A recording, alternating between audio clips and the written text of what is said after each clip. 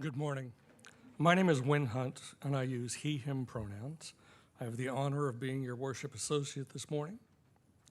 Please take a moment to put your mind, spirit, and cell phone into worship mode. We welcome everyone here and online to the Unitarian Universalist Church of Roanoke this morning. We are so glad you are all here with us today, and we hope you choose to stay for fellowship following the service. Let's take a second, turn, stand up if you wish, and connect with everyone watching at home. For those of you online who wish to share your joys and concerns during the Lifelines portions of the service, please put them into the chat within the next 15 minutes. We acknowledge that our church resides on the traditional lands of the Tutelo and Monacan nations and was later farmed and developed through slave labor. We recognize and respect the ongoing connection to this land by generations of Black, Indigenous, and other people of color. May our gratitude and fellowship here echo and honor that rich history. Please join me in reciting our words of welcome. Whomever you are, whomever you love, however you express your identity, whatever your situation in life, whatever your experience of the holy, as you come seeking love, your presence here is a gift. Whether you are filled with sadness or overflowing with joy, needing to be alone with yourself or eager to engage with others, all who welcome all are welcome here. And our covenant. We commit to supporting each other with respect and direct communication as we work in community to explore spiritual growth in the world.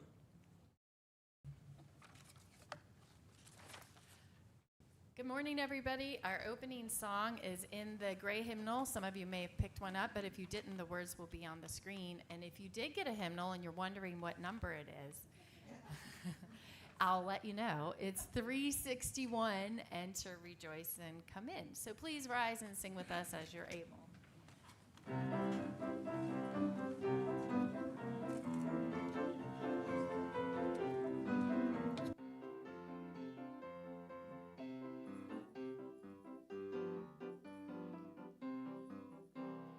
Enter, rejoice, and come in. Enter, rejoice, and come in. Today will be a joyful day.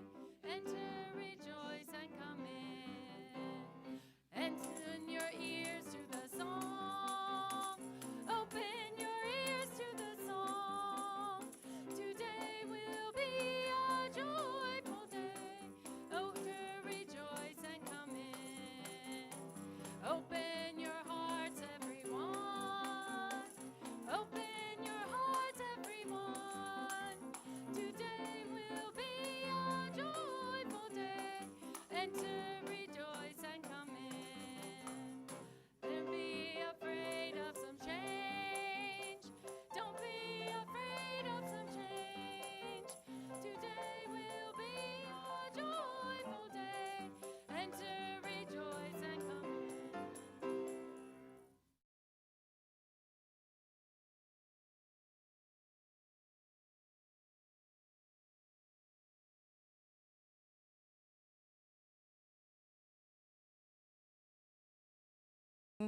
Test. Oh, geez. Sorry. I'm a little out of practice. Good morning. I am the Reverend Jen Raffensperger. My pronouns are she, her, hers, and I am honored to serve as the minister of the Unitarian Universalist Church of Roanoke. And I'm so glad to see you all this morning, and glad that we are able to regather after a hard. I'm just gonna say this right up at the top. Gordon Malcheski, a hero to us all, did indeed locate the skunk that unfortunately ended its life under our building after crawling all the way under the crawl space. And animal control was able to remove it on Friday, and then we had all the carpets cleaned. We are on the way to that being behind us. But again, and we have it in the announcements, but I think we can say this several times. And Celeste, you were here when it first happened. Like everybody who volunteered, but especially Gordon, for going above and beyond, really. So, now we'll get into the opening words I had pre-selected before I knew the true thing that I would have to say first that was most important. Our opening words this morning are a poem called Mother Brendan's Opening Words at Ash Wednesday Mass by Padre Gotuma. Darlings, look around. Next to you's the nurse, the cleaner, the doctor, the childminder, the waiting, the hoping, the barely surviving, that can't get out of bed, can't sleep, can't cope. There's the teacher out of work, the disaffected priest, the taxi driver, the shopkeeper, broke shareholder, tourists, retirees, waitresses, bankers, administrators, the tired and committed, the excited and the stressed.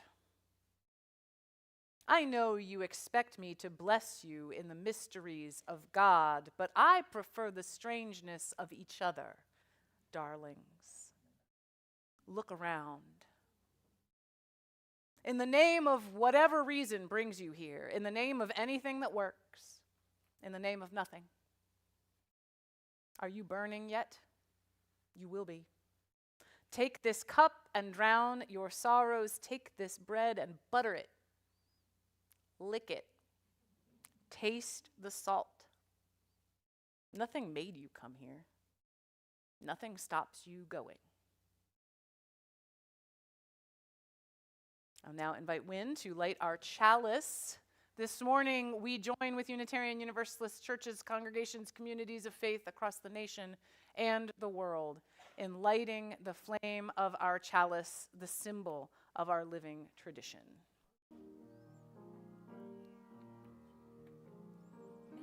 Light we now kindle, inspire us to use our powers to heal and not to harm, to help and not to hinder, to bless and not to curse, to serve you, O Spirit of love.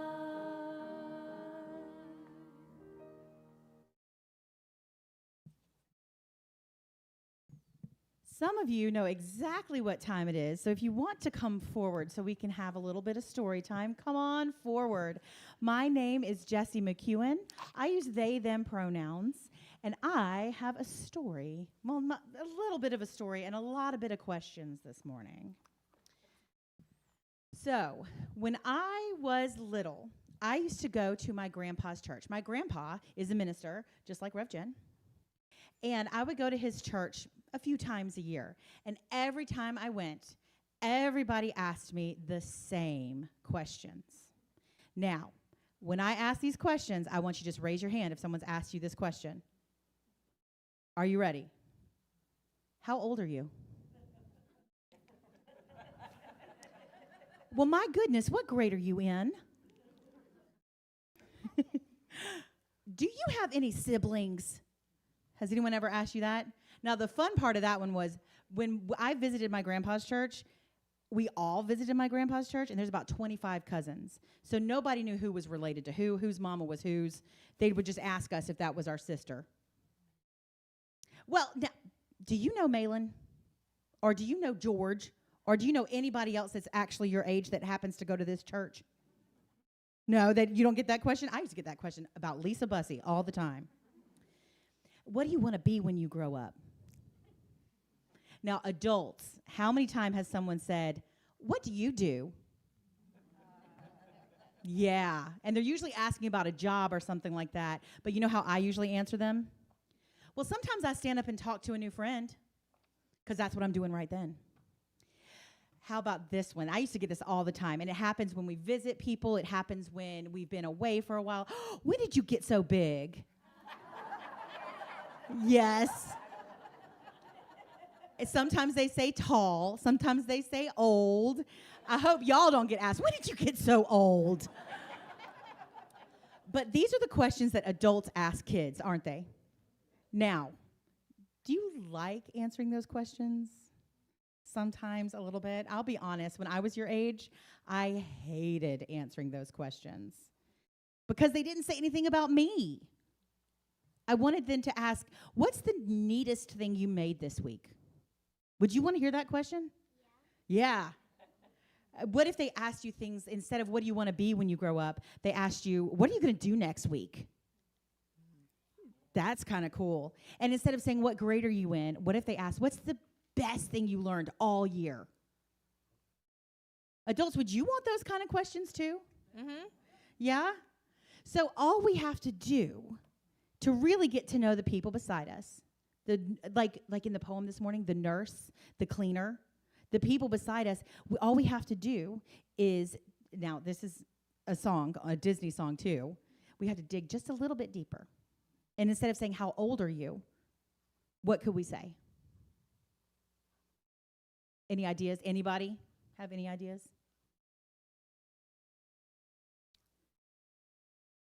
Maybe we can come up with some of those questions when we go upstairs, you think?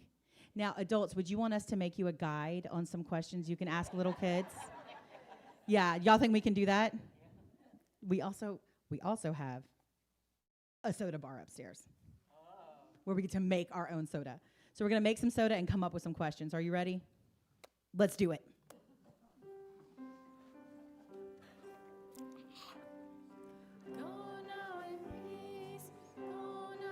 I want to go to the soda bar.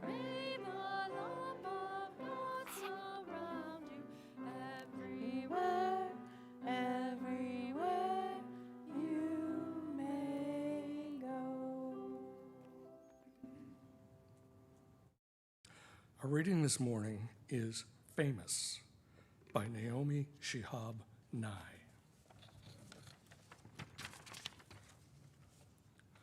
The river is famous to the fish. The loud voice is famous to silence, which knew it would inherit the earth before anybody said so. The cat sleeping on a fence is famous to the birds, watching him from the birdhouse. The tear is famous, briefly, to the cheek. The idea you carry close to your bosom is famous to your bosom. A boot is famous to the earth, more famous than the dress shoe, which is famous only to floors. The bent photograph is famous to the one who carries it, and not at all famous to the one who is pictured. I want to be famous to shuffling men who smile while crossing streets, sticky children in the grocery lines, famous as the one who smiled back.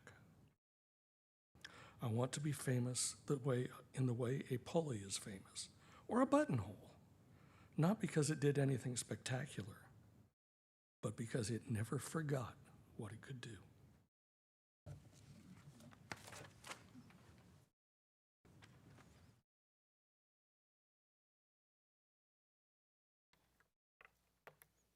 Thank you, Wynn.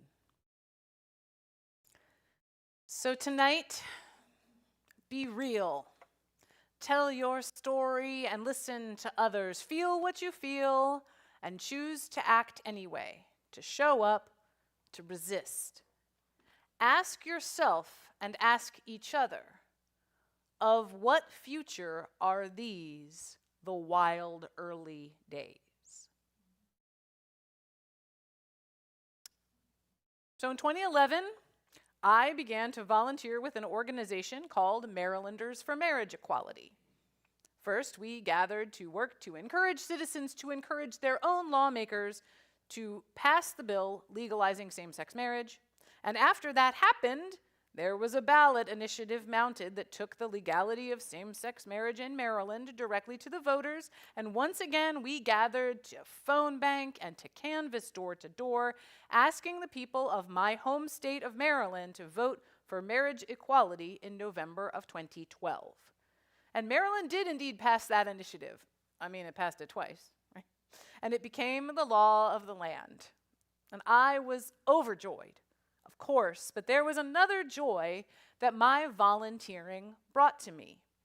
One evening, when the Marylanders for Marriage Equality met to phone bank, we met in the sanctuary of the Unitarian Universalist congregation of Columbia, Maryland.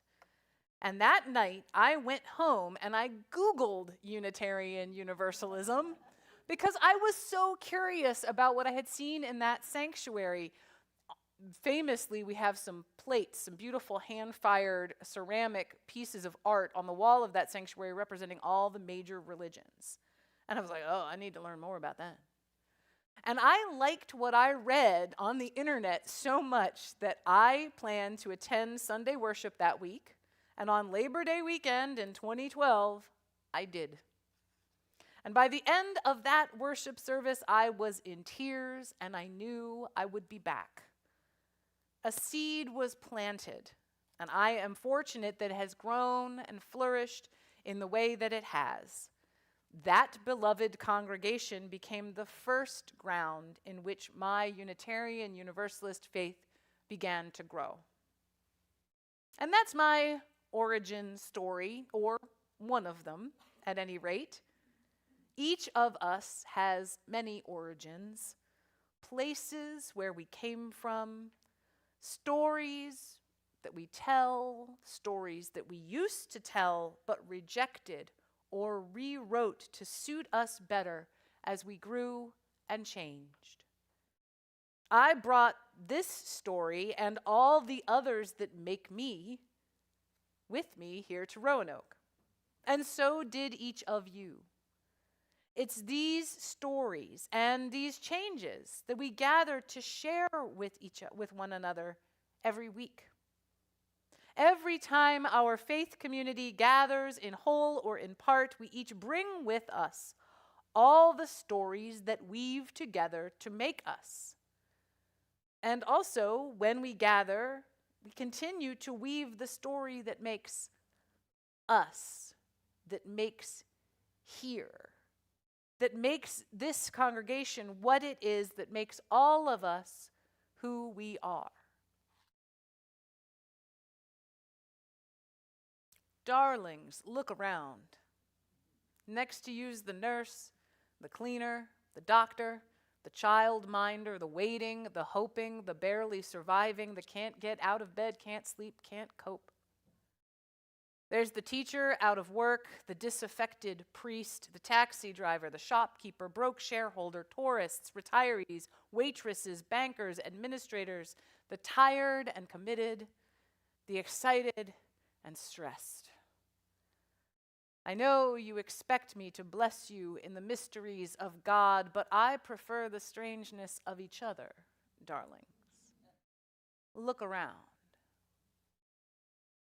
Well, let's do what the poet is asking us to do for a moment, shall we? It was important enough for him to name it twice. Let's take a moment to look around the room at each other. Maybe you're sitting near people that you've known for years. Maybe today is your first day here. Maybe you only make it here in person every once in a great while. Maybe you're joining us online. And when you look around, you see other family members or friends or photos or artwork, or maybe you see your beloved pets. Behold the strangeness of each other. Bless it, darlings. One of my favorite things about Unitarian Universalism is that the act of blessing is not reserved for a privileged or anointed few. In our tradition, anyone can bless. If the language of blessing feels strange to you, I invite you to consider it this way. A blessing is a wish, a focusing of positive energy and well-wishing on someone or something. Do you know what it feels like when you catch a glimpse of someone that you love very much? And it might have happened right here, right now, in this room. When I first pick a dear friend out of a crowd, My heart leaps and my face breaks into a grin so wide it might alarm other passersby. That feeling, that sensation is what I think of when I think of blessing. Now, when I first began attending my home congregation, I didn't realize what future I was residing in the wild early days of. The thing about change is, no matter how much we think we understand how ubiquitous it is, now how vital it is, we still just don't always see it coming. My first Sunday in that church set me on a course that changed my life in ways I never could have expected. Of what future are these, the wild early days? No, you are not forgetting things. I started with a quote that we haven't referenced earlier in the service today. Full disclosure, I wrote this service that I gave it to my home congregation last week. So I worked a little on my time off, and then it gave me a little extra time this week when I got back to the office. But I had to rewrite it substantially because you are not them. And they have a lot more worship elements to get to before we get to the sermon, and one of them was this clip. And that what future are these, the wild early days, is short part of a poem called Blessing, oh man, I can't remember the title, I didn't write it down. It's a blessing by poet, activist, and educator Kyle Tran-Myrie. And it comes from a book called Not a Lot of Reasons to Sing, But Enough. And I really needed to include that little snippet right now because in this moment in time and history, both the question of what future are these, the wild early days, and that title, Finding Enough Reasons to Sing, they give me a lot of comfort. They help me when the news is grim and the terrors are real and the things that felt like they were constants throughout my life have begun to slip away or be ripped away by those whose foundational stories feel so different from mine. What's really happening is the meaning they are making from their foundational stories leads them to very different conclusions than my meaning making. I wonder what kind of stories will ultimately be told hundreds of years in the future about what is happening to us right here and right now in our country and in our world. There will be stories about the climate and environmental devastation. There will be stories of migrants and refugees and the welcome that they received or did not receive. There will be stories of the way our world became smaller somehow and more connected. There will also be stories of the way our society whittled itself into smaller and smaller sections, seeming to separate and sort us out into such tiny boxes that we weren't sure how we were ever supposed to find anyone who felt and thought the way we did. You lonely, you tired, you waiting, you hoping, you barely surviving. I wonder what reasons we will find to sing. In the name of whatever reason brings you here, in the name of anything that works, in the name of nothing.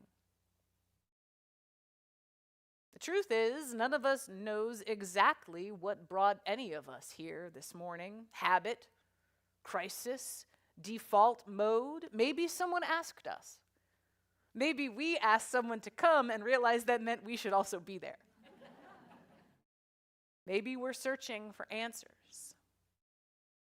Maybe we're searching for better questions, like Jesse just demonstrated. We're searching for that reason to sing. Searching for that place to be known, to be seen.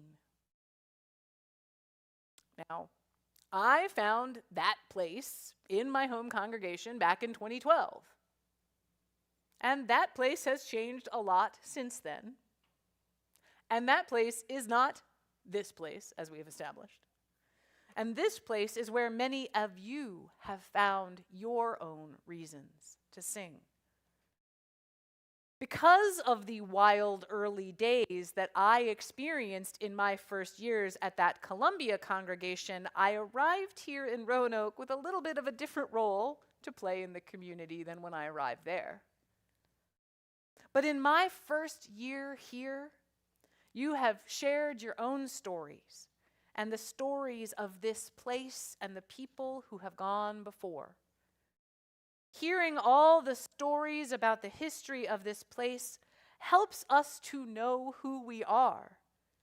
But it also poses for us a bit of a ship of Theseus riddle. Do we know what this is? Right.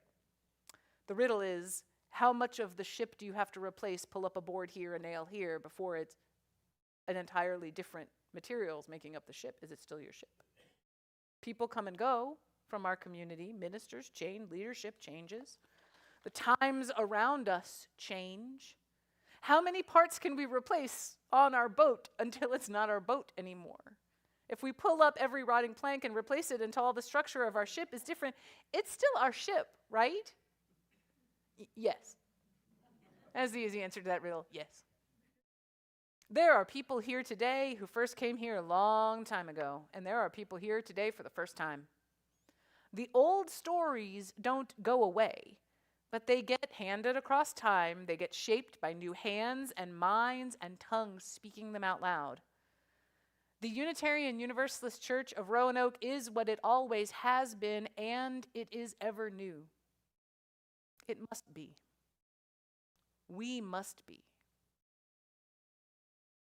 When I was a teenager and thought I knew everything, I observed that religions, not just the Catholic religion in which I was raised, but all religions, are imperfect because they are human creations, and humans are far from perfect. Well, it turns out that my teenage self kind of did know some stuff. Note, listening to young people, nice idea. Another thing that I love deeply about Unitarian Universalism is its willingness to change. Our willingness to change. That doesn't mean that every change will be welcome by every person. That doesn't mean every change will feel good when it arrives, even if hindsight lets us appreciate very much where the changes of yesterday have brought us. That doesn't mean that the changes we make will ultimately be right or good. We won't always know. What if we loved our faith community, our beautiful and imperfect and strange faith community, the way we loved a friend, the way we should strive to love ourselves, not despite its shortcomings and failures, but because of them? They're not going anywhere, y'all. We will keep trying, and that means we will keep failing on our way to the next thing. What if we loved ourselves and each other beautifully and imperfectly, because that's the only way to do this? That we must love the shortcomings and failures because they're there to teach us. They are the places where we can be honest with ourselves and with each other, places where we can name where we have fallen short of the mark, and places where we can pledge to learn more and to do better. And we might fail, but we are still working. The cumulative effect is growth and grounding. If we do that, I think we can find more than enough reasons to sing. Even when, especially when, the world around us seems to be striving to silence our song. I want to be famous to shuffling men who smile crossing streets, sticky children in grocery lines, famous as the one who smiled back. I want to be famous in the way a pulley is famous or a buttonhole, not because it did anything spectacular, but because it never forgot what it could do. You are famous, Unitarian Universalist Church of Roanoke. You are famous to me. You are famous to every person Whoever found comfort here, found a friend here, found assistance here, found their own spiritual path here. And that's a lot of people over a lot of years. And I would argue that you've done your share of spectacular things as well. But no matter what the outside world does, no matter how we might struggle to find that next song, to imagine that future, to tell that story that leads to our shared liberation, I implore you to never forget what you can do. You can save lives. You can save souls. You can lift up weary spirits. You can dream of a world different from this one. You can find the songs to sing together that weave us into a future where all of us are truly free. None of us are free until all of us are. So don't forget that one either. Don't forget the Spirit singing within these walls, no matter that we might put up new walls, take down old ones. Don't forget who you are. Darlings, look around.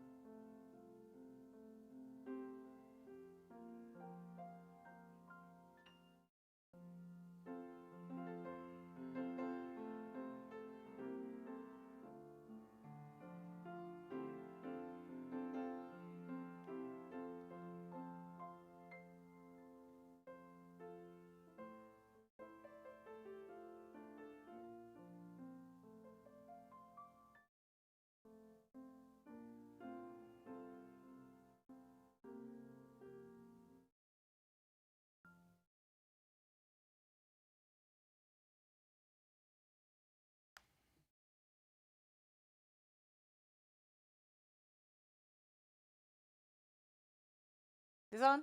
Okay, there we go. Yeah. We come now to that time in our service where we invite you into generosity. Each week, we take an offering at this time to invite you to share your treasure specifically, knowing that time, talent, and treasure is what it takes from all of us to keep rebuilding and building anew our ever constant community. The ushers will now gratefully receive your offering.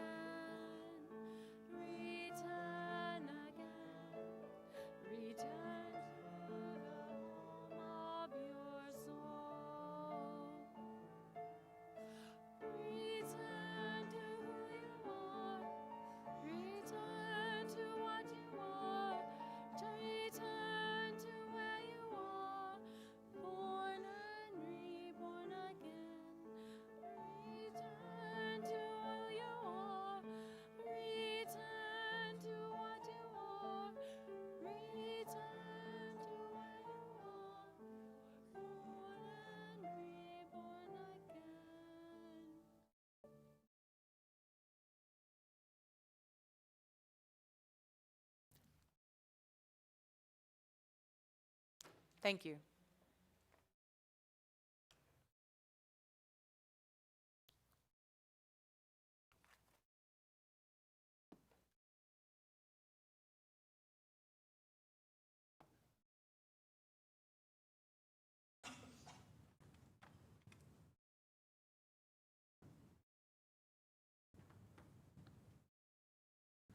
Good morning. My name is Sally Garber, and it's my honor to represent the Caring Committee this morning.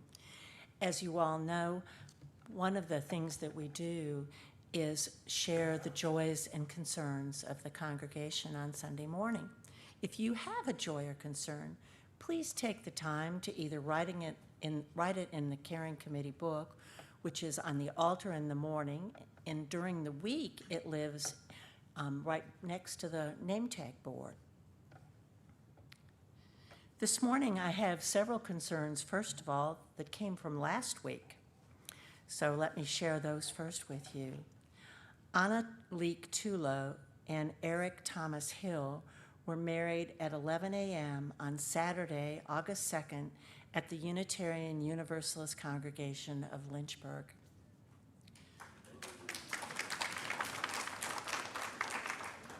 River Morning's mother passed away peacefully on Thursday, July 11th.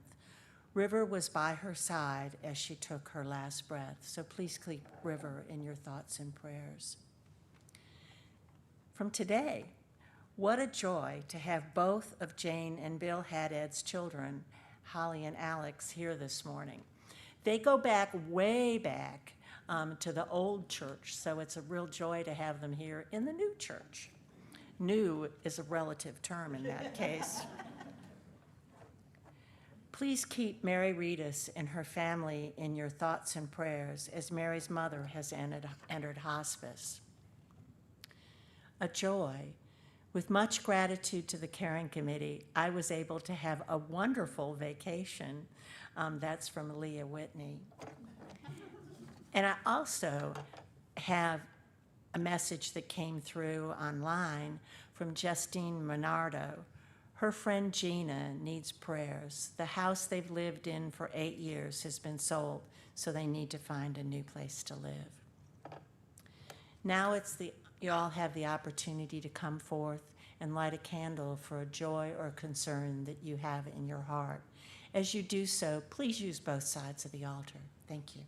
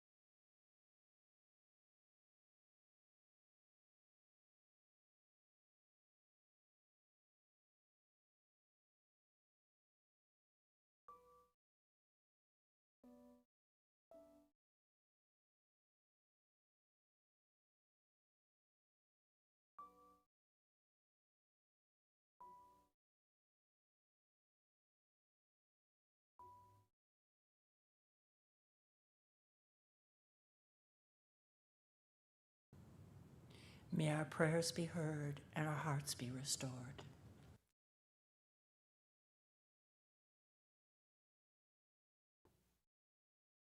Thank you, Sally, and everyone who chose to have a joy or concern shared out loud this morning, and those of you that came up. I do feel a little out of practice. I didn't select what of the litany of terrible things that I could pick, because I think it's important, as several people have been kind enough to note on my return this morning, it's important for us to take some time away from the terrible things. Knowing that there are other people, that's the beauty of community. Last week I saw all the social media posts about the stink in the church, and I thought, oh no, I should do something. As if being ordained makes you a church stink expert, which I assure you it does not. So this is a candle of gratitude to all of you, and especially Gordon and Celeste, but to all of you for understanding that your minister needs to not do this for a little bit of time, to have the energy and the emotional capacity to come back to do it again and again. So thank you.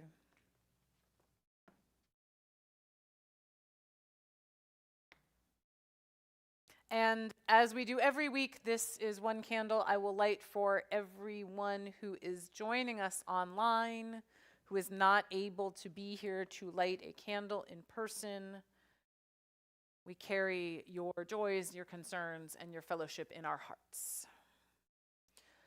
So now, if you will join me in a spirit of prayer and reflection, you can settle yourself in your seat. You can close your eyes if that's comfortable for you, or soften your gaze. Spirit of life. Roots hold me close, wings set me free. Those are the lyrics of that beloved song. And that is what I implore us to remember as we understand that we do not know the stories of a single other person we meet. Not all of them. No matter what we might think on the surface, hold to the roots in your soul and your spirit that know we have more in common than the things that divide us. Know that divisions are used and played up by people who do not have our best interests at heart. And those people deserve our love as well. It's hard, I know. But let the roots that you sink into the good earth here also give you the wings to lift when things are hard and heavy. To show up for your community, for your friends, for your loved ones again and again and again.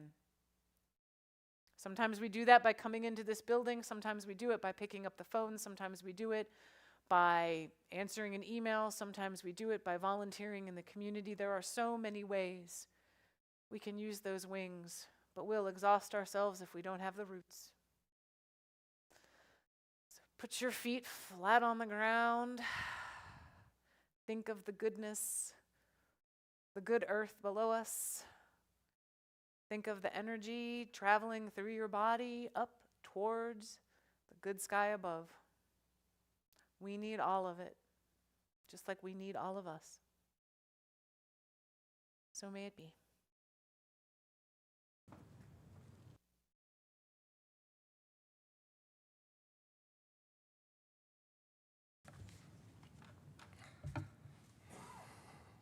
And now, as we draw close to the end of our time together in worship this week, we turn our attention from within our own community and their joys and concerns, and we prepare to engage with the world in the week ahead.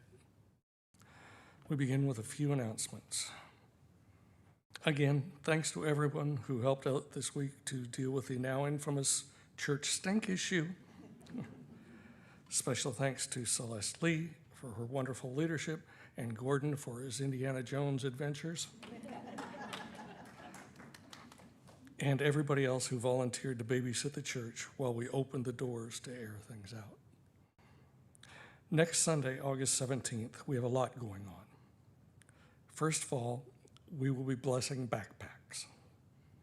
So if you are going back to school, or if you're starting a new job, or if you're embarking on a certificate program, bring your backpacks, bags, and briefcases for a blessing. Since we are honoring the start of school, our theme will be Stay Curious. And to that end, Rev Jen will be doing a question box service. You will have a chance to write a question on a slip of paper and put it into a box for her to pick from. And last but not least,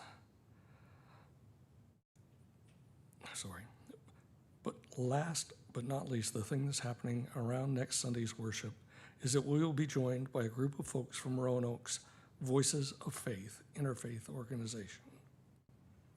Please welcome them. After the service, starting around 12:30 in the sanctuary, Rev Jen will be giving a brief presentation on Unitarian Universalism and taking questions from the group.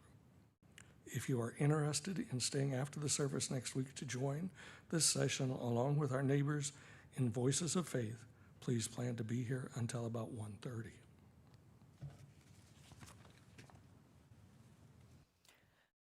Thank you, Wynn. And if you would now extinguish our chalice, much as we did at the beginning, we join with Unitarian Universalist churches, communities, congregations around the nation and the world, knowing we cannot leave the flame in our chalice alit all week within the sanctuary, but knowing that it lives on, the flame of our faith warming and lighting our way within our hearts.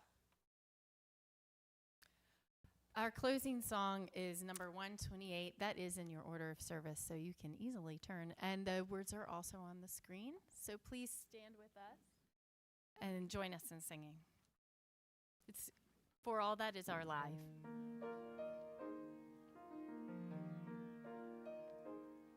For all that is our life, we sing our thanks and praise. For all life is a gift which we are called to use to build the common good and make our own days glad. For needs which others serve, for services we give, for work and its rewards, for hours of rest and love, to come with praise and thanks. For all that is our life.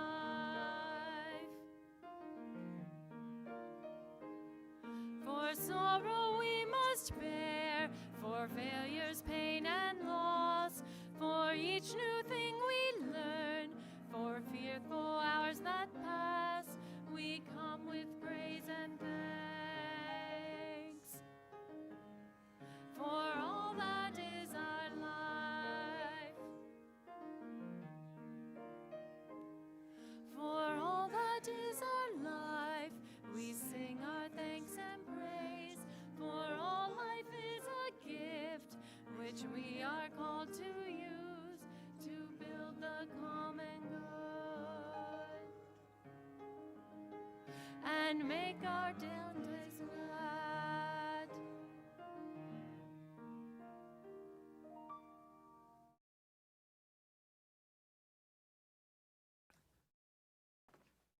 Go forth into the week to build the common good and make your days glad, and maybe make the days of someone else glad as well. Take peace in your hearts and spread peace in the world. So may it be. Amen.